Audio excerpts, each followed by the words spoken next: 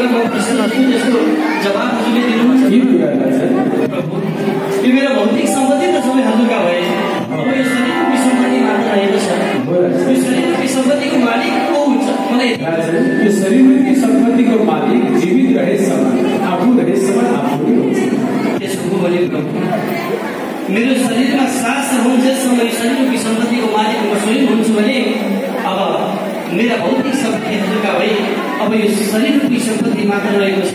मेरो बाचा पूर्ण गर्नको लागि अब मेरो यो शरीररूपी सम्पत्तिले म हजुरलाई अर्पण गर्छु। ल्याउनु हजुरको तेस्रो पाउ मेरो राजा बलिको शिरमा भगवान नारायणले तेस्रो चरण राखी बस्छ।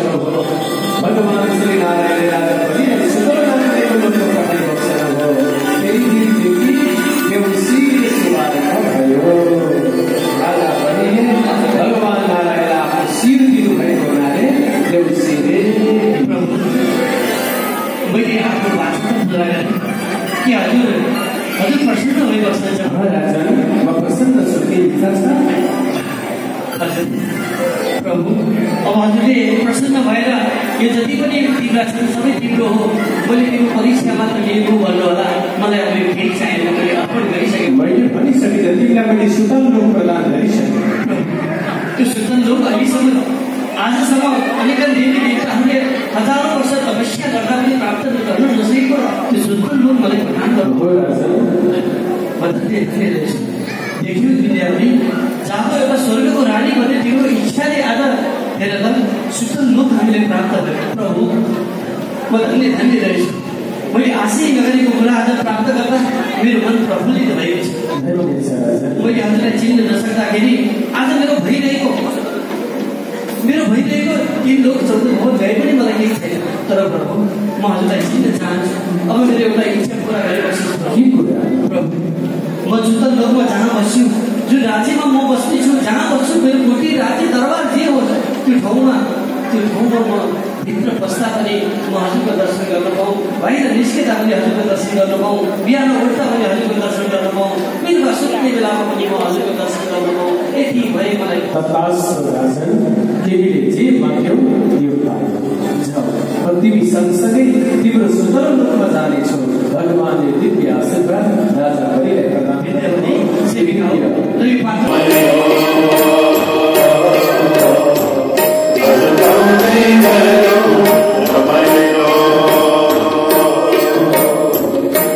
छोरा र केरा भनेको एउटै जात हो। यो जति फैलियो त्यति प्रगति गर्ने जात हो छोरा।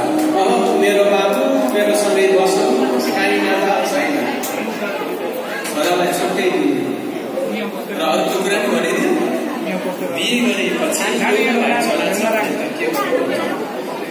मारिदिँदै पालिदिँदै हिस गरिदिँदै जसो गरिदिँदै यो बाबु भन्ने हो।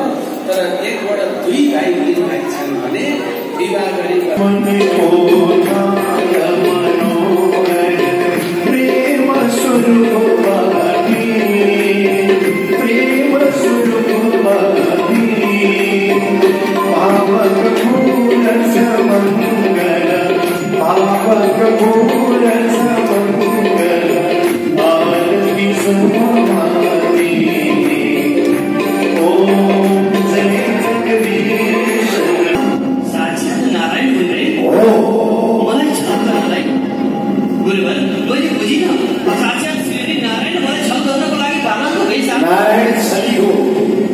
अघिल्लो समुद्र मन्थन गर्ने बेलामा तिमीलाई छल गरेको हो कि होइन? अनि यो पटक पनि तिमीलाई छल गरेर आएको छ। सावधान, अघि तिमीले दान दिन्छौ भन्यौ, अब दान दिन भन्न जाऊ, तिम्रो सर्वस्व आवेशमा आएर मात्र हुँदैन। बलि राजाले यज्ञ लगाएर आजसम्म कसैले पनि झुट बोलेको छैन। यज्ञमा बोलाएर भनेको ब्राह्मणलाई बाछा गरेर म दिन्छु भनिसकेपछि म दिन्छु भन्दाखेरि बाछा गरेर झुट बोल्दाखेरि मलाई पाप लाग्छ। म यो गर्न सक्दिनँ। फेरि पनि नम्र भएर तिम्रो भलो हुनेवाला छैन, किनभने यिनी नारायण हुन्, तिमीलाई छल गर्न आएको हो। मैले भनेको मान्छौ भने अघि दान दिन्छु भने अहिले दान नदिऊ। हजुरले भनेर मैले दान गर्ने कुरालाई अगाडि बढाएर मैले सम्पाद र ब्राह्मण खोजेर ल्याएर मैले भाषा गरिसकेँ। अब फेरि भन्दै हुनुहुन्छ दान नदेऊ। मेरो कुरा ध्यान दिएर सुन। म झुट बोल्न सक्छु। झुट बोल्ने ठाउँ पनि शास्त्रले देखाएको छ। शास्त्र पल्टाएर हेर्नु पर्यो, शास्त्रमा के को भनिएको छ ध्यान दिएर सुन। गुरुबाई, झुट बोल्दा नि पाप लाग्दैन? पाप लाग्दैन, तर ठाउँमा बोल्नु परेछ। त्रिशु जन्म विवाहित प्रत्यार्थ प्राण सङ्कटै ओ ब्राह्मणार्थ हिंसायन नानृत पश्चात त्यो कुरा ध्यान गरेर कि स्त्री र नरको विवाह हुन सकिरहेको छैन धनको कारणले भने त्यहाँनिर तिमीले झुट बोल्न सक्छौ। 1 नम्बर, त्रिशु जन्म विवाहित प्रत्यार्थ प्राण सङ्कटै, जसको प्राण सङ्कट पर्न लागिरहेको छ त्यहाँनिर पनि तिमीले झुट बोलेर उसको प्राण बन्छ भने त्यहाँ झुट बोल्न पाउँछौ। मैले भनिसकेको छु, त्रिशु जन्म विवाहित प्रत्यार्थ प्राण सङ्कटै ओ ब्राह्मणार्थ हिंसायन, गाईको ज्ञानीजनको हत्या हिंसा हुन लागेको छ भने तिमीले झुट बोलेर उसको प्राण बच्छ भने त्यहाँ पनि झुट बोल्न पाइन्छ। मैले भनेको मान, तिमी झुट बोले राजा बलि के सोच्दैछौ मैले हजुरका सबै कुरा सुने। यदि शास्त्रमा एक कुराहरूमा झुट बोल्दा पनि पाप लाग्दैन भनेर लेखेको छ भने ठिक छ, शास्त्रले पनि झुट बोल्ने अधिकार दिएको रहेछ यदि राम्रो कर्ममा। तर मेरो मनले त मान्नु पर्यो। मेरो मनले दान दिन्छु भनेर सोचिसकेपछि अब तपाईँले भन्दैमा मैले दानलाई नदिने कुरा म रोक्न सक्दिनँ। तिम्रो बाछा भन्दा गुरु सानो भाइ, तिम्रो बाछा भन्दा म सानो भाइ त तिमी मेरो यजमान हो कि होइन? तिम्रो गुरुमा हो कि होइन? अनि मैले भनेको तिमी मान्दैनौ? यो छलीलाई रोक्छौ कि मलाई रोक्छौ? हजुरको आवेशहरू जति ठुलो ठुलो भए पनि म आज मेरो कर्मबाट चिर्ने। राजा बलि, तिमीले मेरो कुलको सीमालाई लगाउँदैछौ। तिम्रो भलोको लागि मैले बोलिरहेको छु।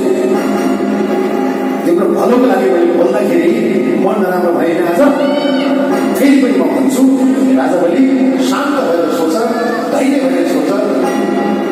तिमीलाई राम्रो हुँदैन, लानु नदेऊ। मैले स्वेच्छाले दान गर्न लागेको हुँ। यदि मेरो सर्वस्व हरण भएछ भने पनि त्यसमा मेरो कुनै चिन्ता हुने छैन। म दान दिन्छु। कि यो छलीलाई रोज कि मलाई रोज? मलाई एकछिन पनि तिम्रो अगाडि बस्नु छैन। त्यसो हो भने गुरुवर, हजुरलाई निसङ्कोच मानेर हजुरको वाणीलाई तिरस्कार गरेर मलाई जस्तो सुकै पाप लागे पनि मलाई केही छैन। म अब सङ्कल्प गर्नेछु। हुन्छ भने सङ्कल्प गर्नुहोस्, नत्र भने अब म तिम्रो साथमा एक निमेष पनि बस्नेवाला छैन। तिमीले मेरो कुरालाई मानेको होइन। तिमीसँग एक मिनट पनि बस्दिन। तिमी जिउन सक्दैन। विनाशकाले विपरीत बुद्धि। राजा बलिले जब गुरुले छोडेर जानुभयो, भगवानको अगाडि गएर 3 पाउ जमिनको दान दिनको लागि राजा बलिले जब सङ्कल्प गर्न लाग्नुभयो, भगवानलाई सङ्कल्प गर्न लगाउनुभयो। विद्या बलिले करुवाबाट जल दिन लागि राजा बलि पुष्पानी समात्नुभयो। म पुष्पानी लिएर म सङ्कल्प गर्नको लागि तयार छु। जब राजा बलि पुष्पानी समातेर सङ्कल्प गर्न लाग्नुभयो, करुवाको तुलसीबाट जल छाडेर विद्या बलिले महाराजलाई महाराज जल छाडे। त्यही करुवामा गएर दैत्यगुरु शुक्राचार्य बस्नु भएको थियो। पानी जल छाप्न दिनु भएको थिएन। शुक्राचार्य विद्यापतिले जब करुवामा यो कुचको टुक्रा दियो त केही अड्क्यो कि हेर त। जब घुची दिनुभयो विद्यापति,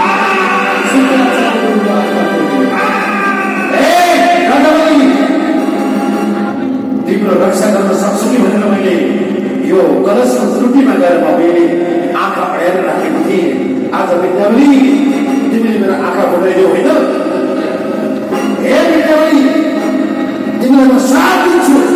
तिमीलाई मात्रै होइन, सारा नारी जातिलाई म शुक्र दोषले कहिले पनि छोड्नेवाला छैन। तिमीलाई मेरो श्राप हो। अनि हे राजावली, तिम्रो हितको लागि मैले काम गर्दा पनि तिमीले मलाई आज अपमान गर्यो। त्यसैले राजावली, तिम्रो सर्वस्व तिमीलाई म श्राप दिन्छु। एक मिनट पनि बस्न चाहन्न। तिम्रो हितको लागि काम गर्दाखेरि मलाई आज आँखा फुटाइदियो।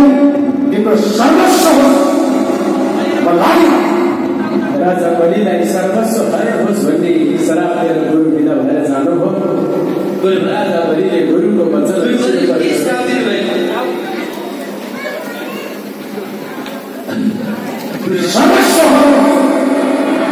राजा बलि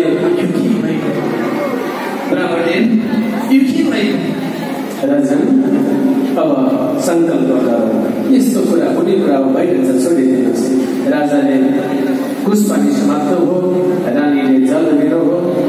भगवान स्वयंले आज सङ्कल्प गर्नु।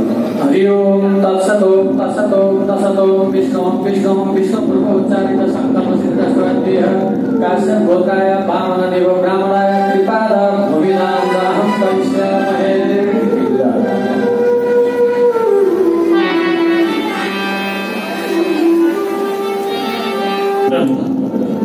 मैले संकल्प गरेँ अब हजुरले आफूले तिर्नु पाउन आफ्नो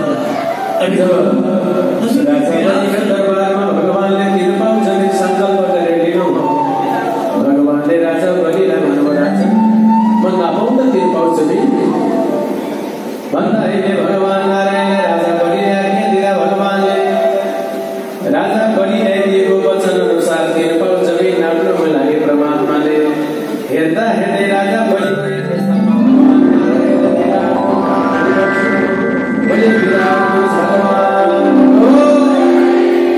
भगवान नारायणले पहिलो चरणले पृथ्वीभन्दा तलतिरका सात लोकहरू अतल, बेतल, सुतल, तलातल, महातल र सातल, पाताल आदि वचनहरू हो।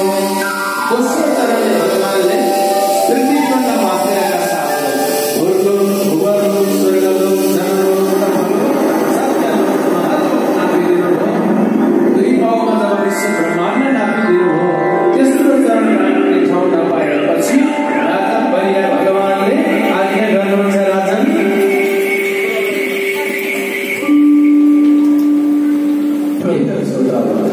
ब्राह्मणले प्रभु मैले हजुरलाई चिन्न सकिनँ।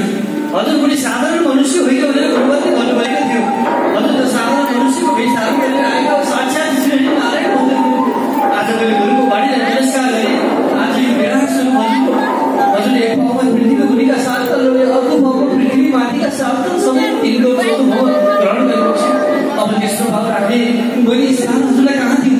छैन मसँग केही पनि प्रभु। के गर्छ मलाई नागपासाले बन्दी बनाउनु पर्दैन। म वाचा पुरा गर्छु, वाचा फिर्ता लिन्न। तर मलाई केही समय दिनुहोस्। के समय दिनु प्रभु मैले आजसम्म मेरा प्रजाहरूलाई हरेक कुरामा सुख सुविधा सन्तुष्टि दिएको छु। हरेक कुरामा मैले मर्यादा पुऱ्याएको छु। मैले सेवा गरेको छु। आज मलाई अवश्य पनि दुःख परेको बेलामा मेरा प्रजाहरूले मलाई साथ दिनेछ, सहयोग गर्नेछन्। मलाई केही समय दिनुहोस्। म तेस्रो भाव राख्ने केही जोग गर्नेछु। विद्यावली हजुर महाराज। अब विद्यावली यो पात्र बोक अरे सिलेका हो तिमीहरू यो लिऊ। राजा बलिले आफ्ना हेर सिलेका अब यो दुःखको घडीमा अब मलाई अप्ठ्यारो परेको छ। तिमीहरू सबै बेला प्रजाको घरमा जाओ, सबैको घरमा जाओ, कसैको पनि घर नछोड। सबैको घरमा गइसकेपछि कसैले यदि सोधिहाल्यो तिमीहरू किन आयो, कहाँबाट आयो, यदि कसैले यो शब्द भन्यो भने एउटै कुरा भन्नु, हामी त्यसै आएनौँ, बलि राजाले पठाए, बलि राजा आपदमा परेका छन्, सङ्कटमा परेका छन्, आज केही न केही सहयोग गर भनेर यति भनिजाऊ। जसले जति जे दिन्छ तिमीहरूले थापेर ल्याऊ। विद्यावली अब तिमी र म पनि अब जानुपर्छ। राजा बलि राजा धर्म सङ्कट पऱ्यो। राजा बलिले सारा नगरमा आफ्ना दूतहरूलाई पठाइबक्सनु हो। जसले जे जे सके त्यति दिए।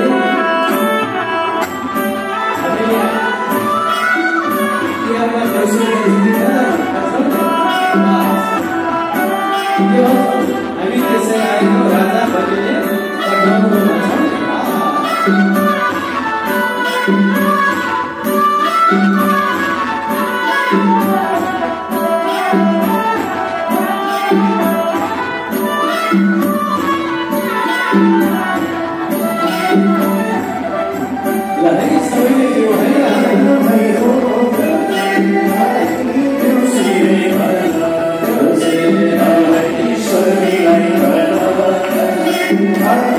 Deus me livre.